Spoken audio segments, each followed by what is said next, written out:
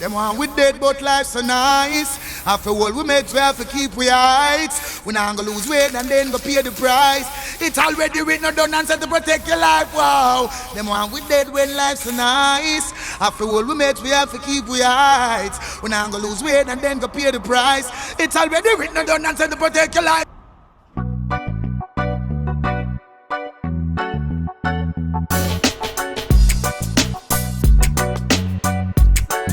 Let the world know who influenced you to do what you do today. That's right, son.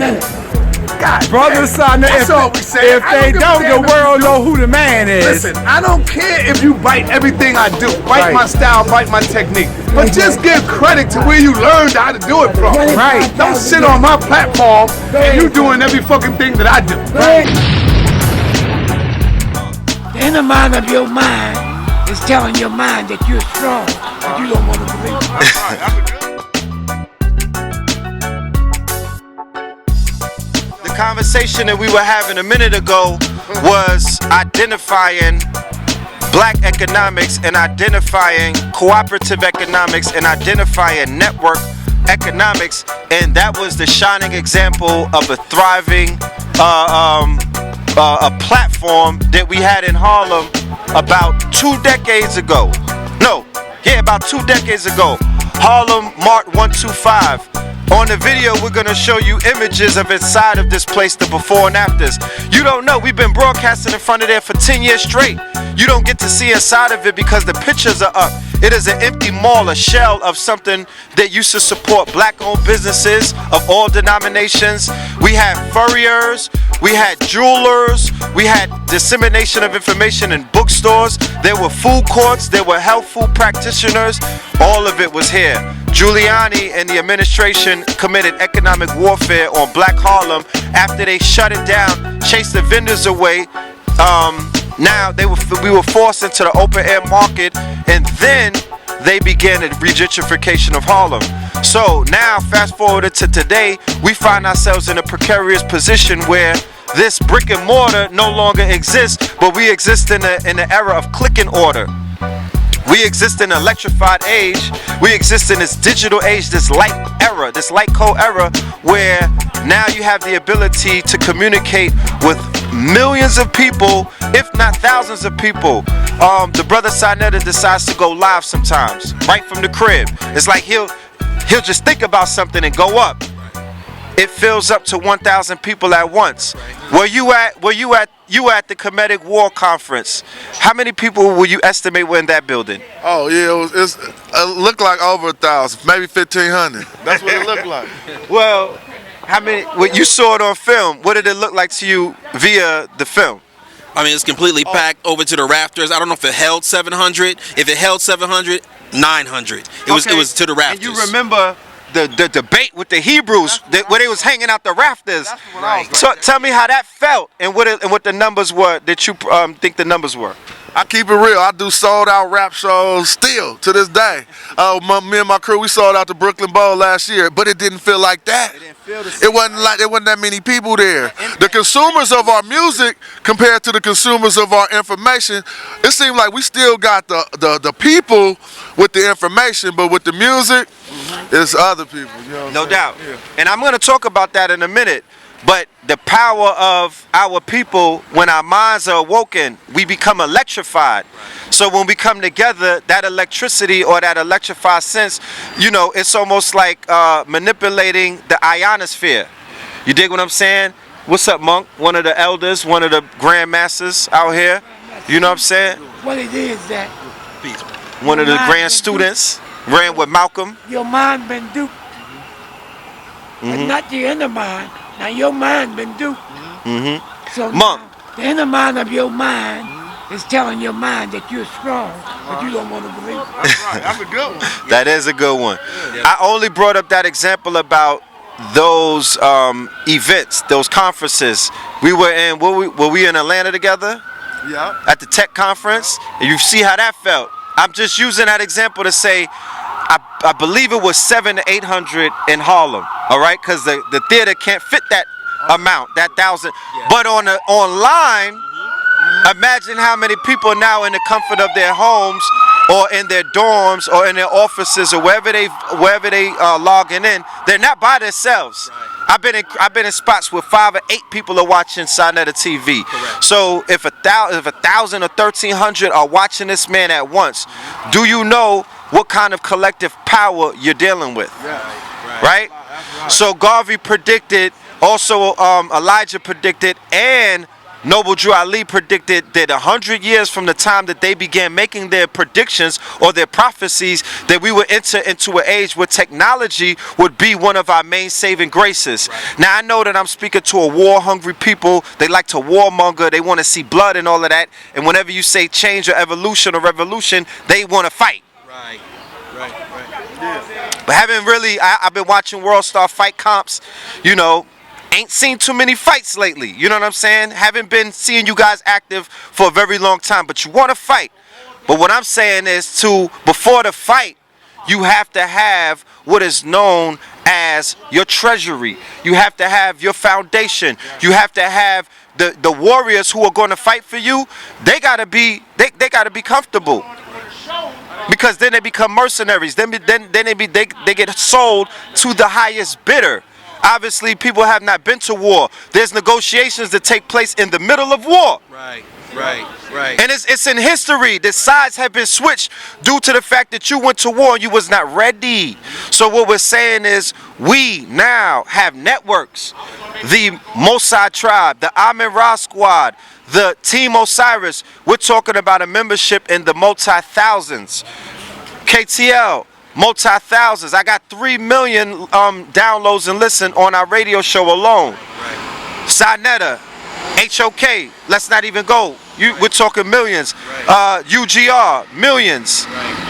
So Amin-Ra squad, the totality, millions. So we're speaking about your network being your net worth, being able to deal with an initiative, an applicable initiative right now, not tomorrow, not last year, no, dealing with the fact that we are in the now, and it feels better right now than it ever felt before. You dig what I'm saying? So we have to take advantage of the electricity that is in the air, the fact that when we come together, I don't like leaving.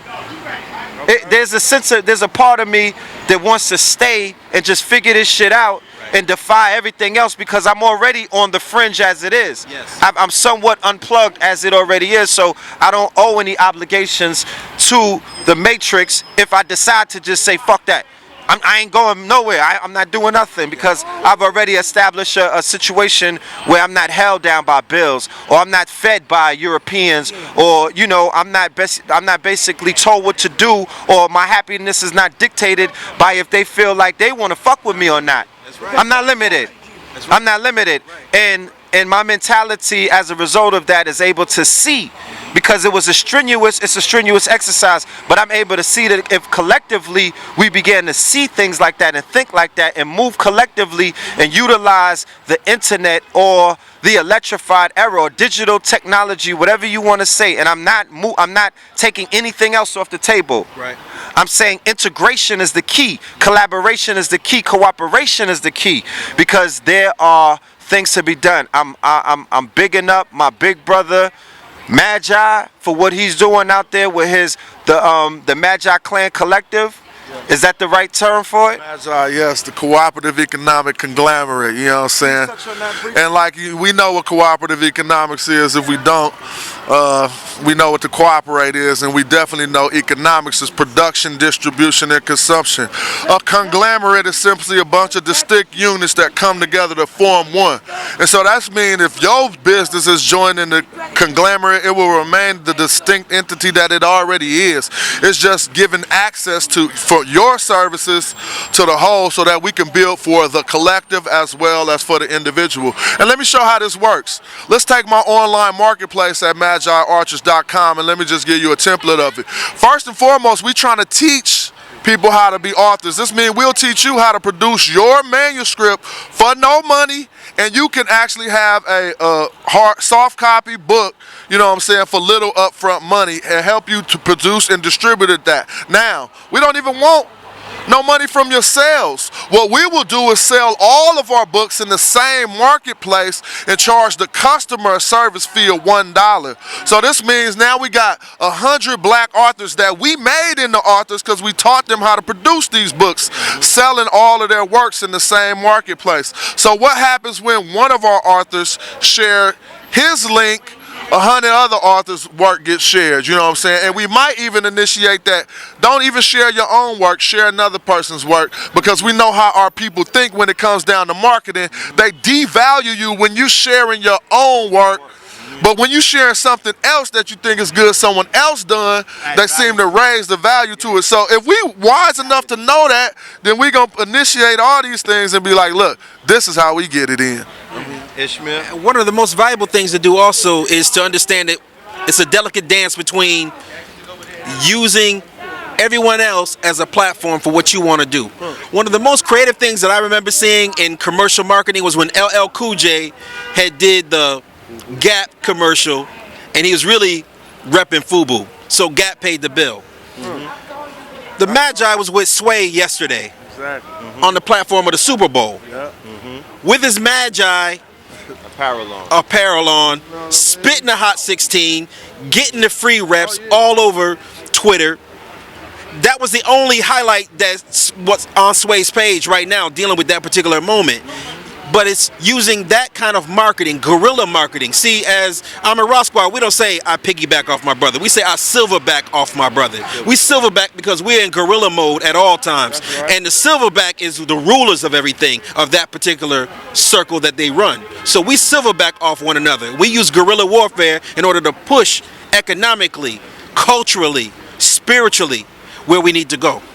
So as a result, collectively, of our studies, now we've been able to incorporate the information and to turn it into wisdom. So the initiatives that we're going with Know the Ledge in 2016 is called the FACTS Initiative. Food, art, clothes, tech, shelter, right? So I've been able to survive off of food, clothing, and shelter for my years, because I've been on my own, living on my own since I was 16. To feed myself, every day I had to go out and kill to eat. Nobody was bringing me any plates. So in order to eat, every day since about 16, I had to go and get my meal. So I'm familiar with that. Shelter, I've been on my own. Clothing, I went from taking clothes to becoming a stylist to eventually making clothes, utilizing the information that I gathered and putting that on the clothing as a motif. Going to war, right? They went to war against our image, so I was rebutting that by putting our images and our motifs and our iconography on apparel, because I knew wardrobes denote, okay, the fact that you are who you say that you are. You dig what I'm saying? And I know that they're at war with our image, so you have to look the part. So food, clothing, and shelter. My brother Blue Pill introduced the sea moss in the community. My mother's accredited for curing AIDS. My younger brother KT, the arts degree, has a whole bunch of superfoods that have been imported from Africa. Not to mention that inside of KTL over the past 10 years, we've built a vast networks of not just us. This is not about us. This is about the collective. So inside of our network, we had a food network now. Brothers who've been producing superfoods. There's a brother by the name of Talik that I helped start up out of Houston. Now he has a catering superfood business. There's a sister by the name of Naja Ray who has a superfood business and an herbal business. There's all kind of people that are out there that we work with as a network.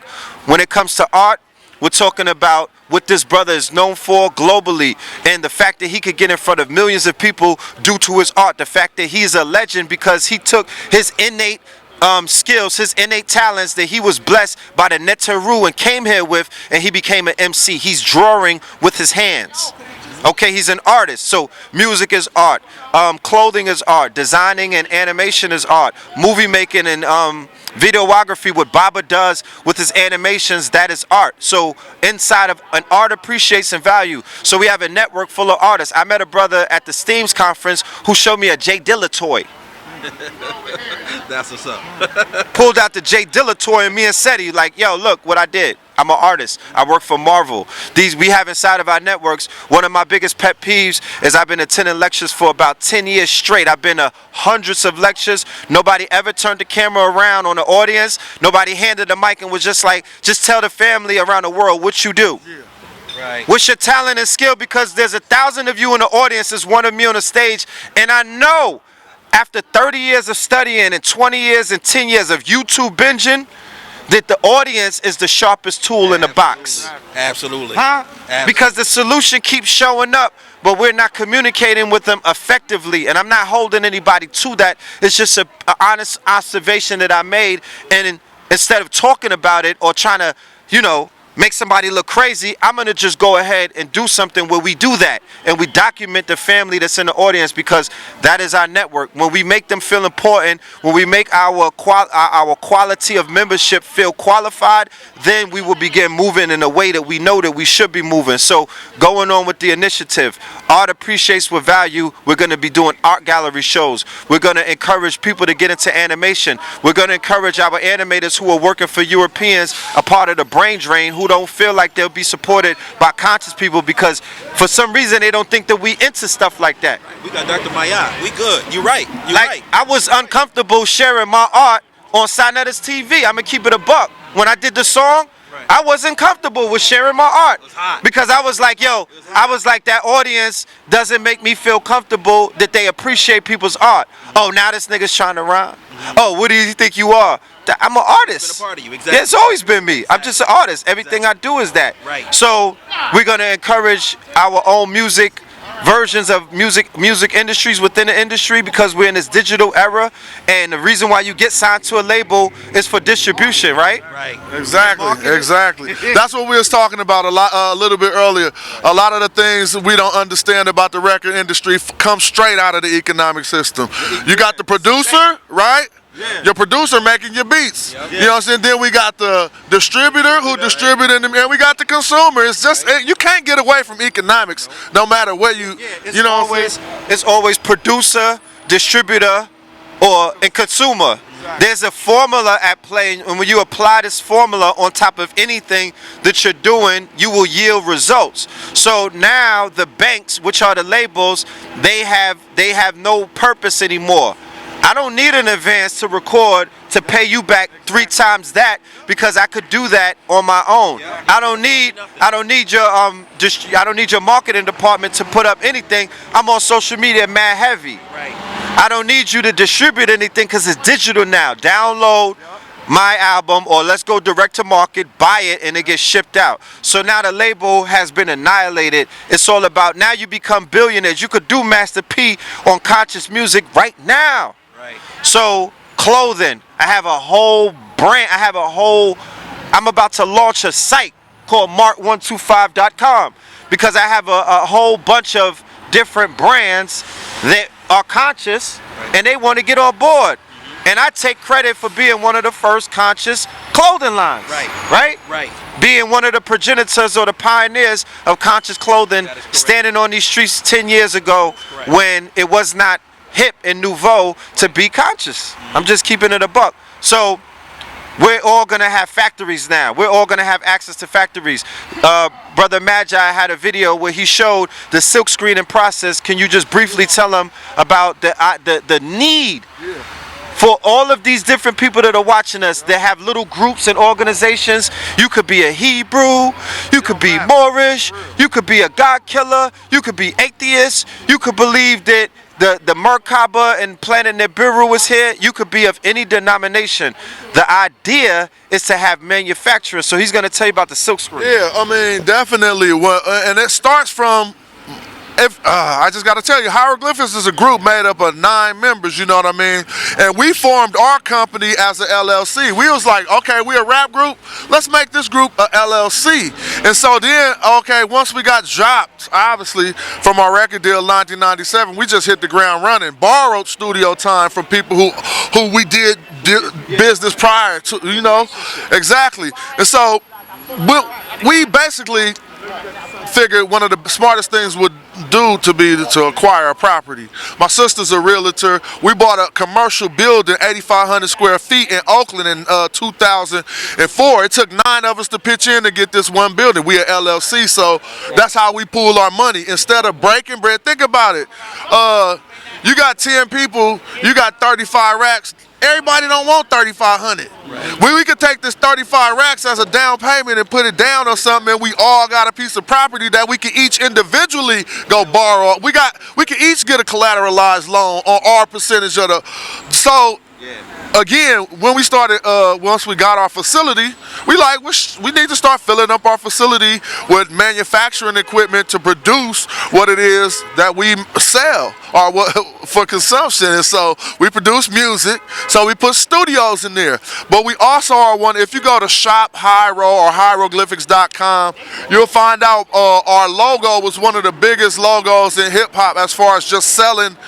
We just sustain ourselves off selling T-shirts with a logo on it. I mean, just keep it real. And so we pay. I mean, you could pay what you want, but our mindset is kind of like, why not just do it all yourself? Why not get the screen printing machine? We got heat presses, and we have actually 2 6-color machines in there.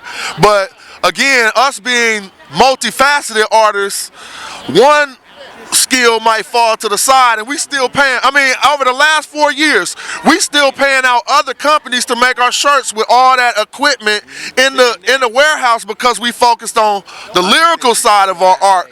But again, until 2016, that's why you probably seen the resurgence. I was like, no, we cleaning out our warehouse. We gonna open it up as a community space like we always had, so that we can get y'all brothers out to the West Coast doing lectures. And secondly, for means of production, and not just for us, for the whole conglomerate. Anybody who don't got means to produce their T-shirts can easily holler and have them mailed to you that quick. And so, I mean, I'm gonna just tell you like this: you don't need really no degrees. You really don't need no nothing. All you need is equipment that other people don't got. Period. Go buy you a tow truck.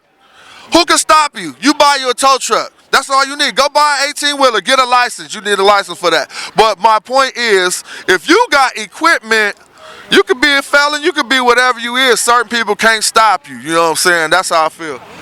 Before Redpill takes us out, I have a couple questions for you. Now, I asked you off the air, how did it feel for Big Boy and for Outkast to call you as an influence to them? But I have a better question than that. How does it feel to have the late, great, all-time Notorious B.I.G.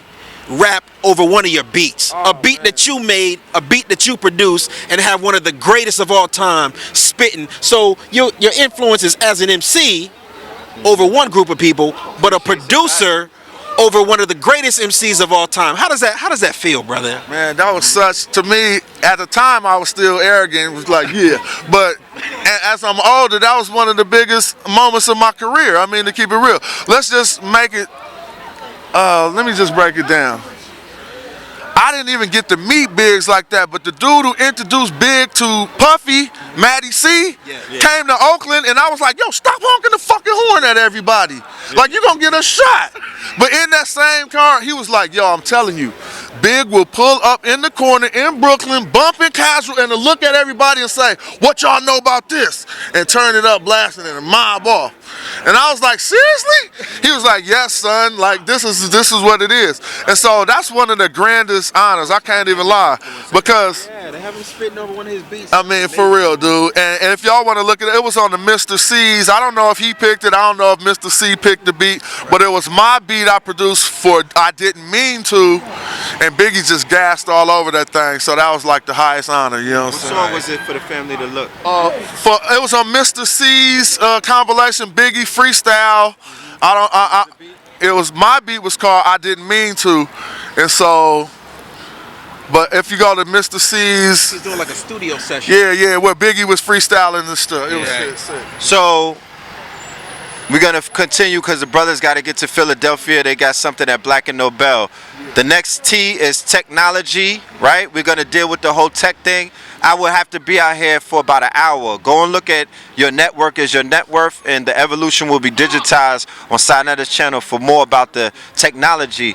The brothers in San Francisco, Silicon Valley, he could tell you a lot. You know what I mean? The evolution will be digitized. You got to get on your tech right now. We need 3D printers. We need brothers who know how to navigate the dark web.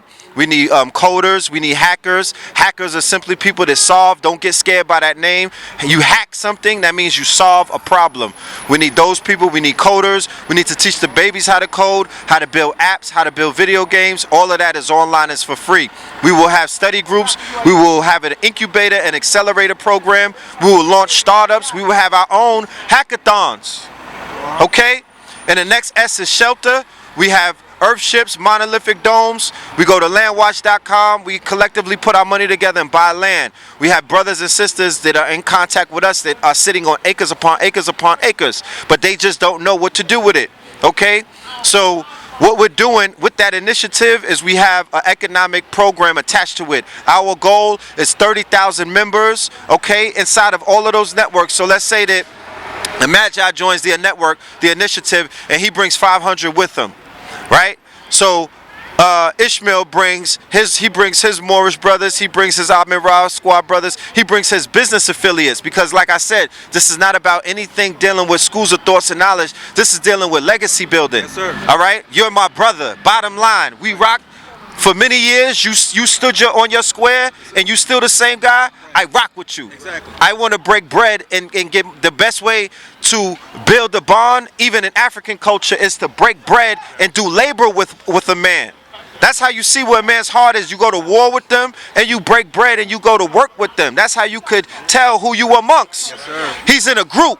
He knows through the participation of members in his group who's the breadwinner, who's the lazy guy, who really puts it all, who, you know, we understand how our strengths and our weaknesses. So the program is 30,000 members at $20 a week. That will yield the result of $600,000. It's automated. It goes into an escrow. We have a CPA on deck. We also have a board of treasury, and we will be putting in Bitcoin, which is transparent. It's an open ledger, so there'll be no stealing of the funds. There'll be no misappropriation of the funds. We're gonna put out, accountability. We're bringing that back. We're putting the money in a CPA account, black owned, of course, but it won't be affiliated with any of these groups. So each group has every week now an operational budget of $100,000 disseminated throughout of the groups. We have a 90-day program. $20 for the first 30 days, $50 for the next 30 days, $100 for the next 30 days. 30,000 people at $100 is $3 million. All right? It's called the first month. That's called fortune building. Before we do anything and talk about further plans, this man got to be able to know that his bills could get paid. That man got to be able to know that his refrigerator's filled up. This man got to know that his seeds are happy and well taken care of, and he has some things because he's not on a hamster wheel. So fortune building, then we do nation building. You can't nation build unless you build up fortune amongst your brethren, and you got to build wealth first. Then we legacy build. Then we become history. We become not historians, we become history makers. So all I'm saying is I need 30,000 of us to make history. I'm not asking for a large number. I actually put 3 million of us up there, and I broke that shit down all the way down to the 10. Because a lot of people are not serious. But those that are serious, let's go. Let's go. This is not about Redpill. This is not an egotistical thing. This is a cooperative. Inside of the initiative, we are offering equity. We were also offering shares in all of the companies, like Magi said. So now I own shares in my brother's company inside of the clothing network. So I want him to win. So I'm gonna wear his. I'm gonna wear his clothing to promote him because I have a vested interest in his win. That's how you kill hate. That's what Garvey did. Equity. He offered equity. He offered shares. Why are we not bringing that back? So there are a lot of people that are doing that now. I'm going to identify that. We got to go. Yeah. Love and light. Peace to the gods for taking some time out of their day and building with us. And we will definitely continue this conversation. Peace. Give them a website. Yo, check out again, MagiArchers.com, MADJAR Archers.com. Sign up for your free subscription right now, just so you could, our free registration right now, just so you could keep abreast of what's going on. AmadRaSquad.org. You got some shout outs? Shout out to Baba TV, and we out.